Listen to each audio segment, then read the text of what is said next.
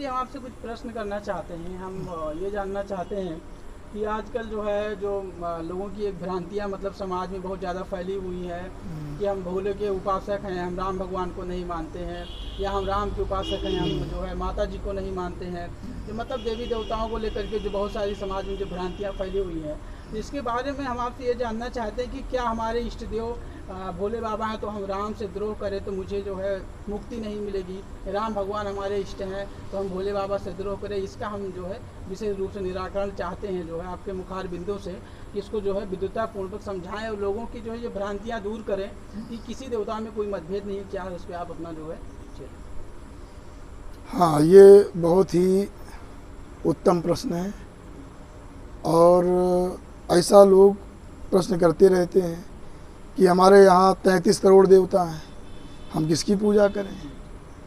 और जिसके पास जाते हैं वो भी कहता है कि सबसे श्रेष्ठ जो है हमारे विष्णु हैं, कोई कहता है सर्वश्रेष्ठ भगवान शिव हैं, कोई कहता है गणेश जी।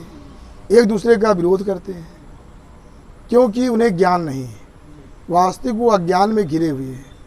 हमारे यहाँ वेदांत में कहा गया है कि एकम सद विप्रा बहुधा वदन्ति अग्निम यमम मातरिश्वान माहू, कि वो एक है, ब्रह्म एक है और उसी को ब्राह्मण विप्रगण अनेक प्रकार से कहते हैं। कोई वायु कहता है, वायु पुराण में वायु को ब्रह्म कहा गया, वायु ब्रह्म है। अग्नि पुराण में अग्नि को ब्रह्म कहा गया, शिव पुराण में शिव को ब्रह्म कहा गया, गणेश जी पुराण में गणेश जी को ब्रह्म कहा गया।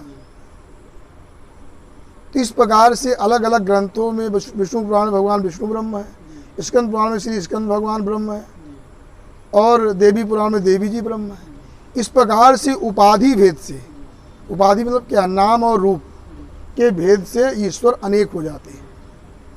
है ब्रह्म एक ही, वो ध्यान रखना चाहिए। अगर ये ज्ञान किसी को हो तो किसी देवता से वह व्यक्ति बैर नहीं करेगा, उसकी निंदा नहीं करेगा। अगर ये ज्ञान हो जाए कि वो ब्रह्म एक है, केवल नाम रूप, इसे मानस में भी गोस्वामी तुलसीदास जी ने कहा है कि नाम रूप द्वि ईश उपाधि। नाम और रूप दोनों ईश्वर की उपाधि है, ईश्वर नहीं है। ये उपाधि मतलब एक उसको भेद, एक भेद, उपाधि से भेद हो जाता है। नाम बदल गया, रूप बदल गया, दूसरा हो गया। लेकिन जानकार व्यक्ति जानता है वही ब्रह्म है वो, चाहे श्री राम के रूप में है, चाहे श्री कृष्ण के रूप में है, चाहे शिव के रूप में है, चाहे दुर्गा जी के रूप में हो, और चाहे वो हनुमान जी के रूप में है, गणेश जी के रूप में है। इस प्रकार से वायु रूप में, अग्नि रूप में वो ब्रह्म है। तो इस प्रकार से सब रूपों में हमको उसी ब्रह्म को देखना चाहिए। इसलिए ब्रह्म जो ईश्वर बहुत होते, ब्रह्म एक होता है। मानस में भी 4 भेद किया गया, मानस सब लोग पढ़ते हैं इसलिए मैं मानस का उदाहरण दे रहा हूँ। मानस, श्री रामचरित मानस में 4 भेद किया गया कि माया ब्रह्म जीव जगदीशा। माया तो एक है, अवान्तर भेद हो सकते हैं, और ब्रह्म एक है। और जीव जगदीशा, बहुवचन जगदीशा, जगदीश बहुत हैं, ईश्वर बहुत हैं। नाम रूप भेद से ईश्वर बहुत हो जाते हैं। तो ईश्वर इस प्रकार से 4 भेद होते हैं। तो ब्रह्म ही सब में है, वो सारे ईश्वर जो हैं वो सब में ब्रह्म है, केवल रूप और नाम बदला हुआ है। अगर ये बुद्धि लोगों के अंदर आ जाए तो ये भेद समाप्त हो जाए। हमने देखा है, कोई मान लिया श्री रामोपासक आचार्य के पास गया तो पूछा भाई तुम क्या करते हो, कहा मैं तो शिव दीक्षा लिया हूँ, शिव का मंत्र जपता हूँ। अरे कहा रे, तब तो तुम्हारा कल्याण नहीं हो, तुम नरक चले जाओगे। तारक मंत्र तो श्री राम मंत्र है। अब वो भटक गया, जो था शिव का वो भी, राम भी छूट गए, शिव जी की उपासना वो भी छूट गई। कहीं शिव उपासक आचार्य के पास गया, उन्होंने कहा भाई ये नहीं, शिव जी की उपासना करो, ये राम जी तुम्हारा कल्याण नहीं कर सकते। इस प्रकार से लोग जो धर्माचार्य लोग जो होते हैं, जो इस प्रकार की शिक्षा देते हैं, वही हमारे धर्म को नष्ट कर रहे हैं। ऐसे धर्माचार्यों से, जो धर्म के ठेकेदार हैं, उनसे व्यक्ति को सावधान रहना चाहिए। धर्माचार्य उदार होना चाहिए। वो धर्माचार्य होते हैं कि भाई जो आया, हाँ ठीक है, शिव जी की बात बहुत, शिव तो महान है, उनकी उपासना और उपासना बढ़ाओ।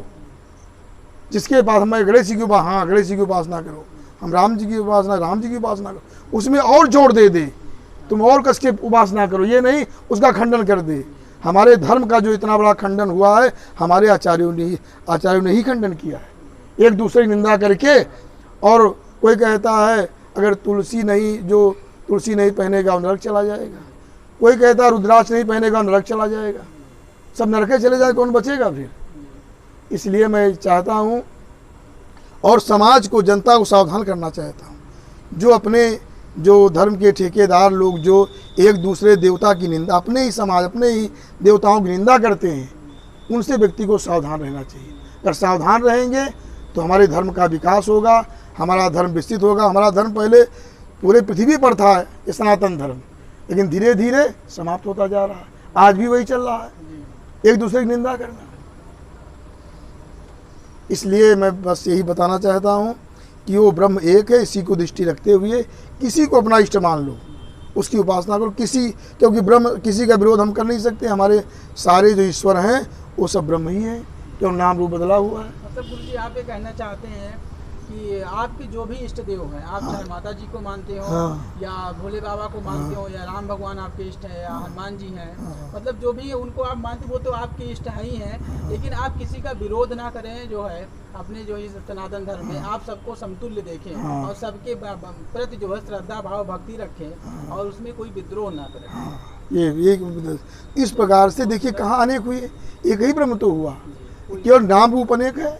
जिसकी जिस रूप में श्रद्धा हो उस रूप की उपासना करें और आचार्यों का कर्तव्य उसको प्रोत्साहन दे। भाई हमने इतना गणेश जी का जो है 11 लाख हमने जप किया, और भाई और कुछ जप करो और उपासना करो और आगे बढ़ जाएगा। अब 4 दिन उसके बाद रोक दिया, भैया गणेश जी की उपासना तुम्हारा कल्याण नहीं होगा। अब कुछ दिन वो किया, राम जी की उपासना किया, वहाँ कोई दूसरा मिल गया, कहा नहीं इससे कुछ नहीं होगा, ये करो, वो भी छोड़ दिया, अब वो भटक गया। इस तरह जो समाज को भटकाव देते हैं उनसे व्यक्ति सावधान रहेगा तो हमारे देश का और हमारे ये सनातन धर्म का उत्थान होगा। और इन्हीं शब्दों के साथ हम वाणी को विराम देते हैं। मेरा नाम श्रवण कुमार मिश्र है, मैं गुरुकुल में व्याकरण विभागाध्यक्ष हूँ और यहाँ भगवान परशुराम से शिव पंचायतन मंदिर है, जहाँ जो अपने द्वारा निर्मित किया गया है, यहाँ भगवान विराजमान है, जहाँ विशेष रूप से भगवान परशुराम की विशेष समर्चन होता है और यहीं पर मैं ये उपदेश कर रहा हूँ।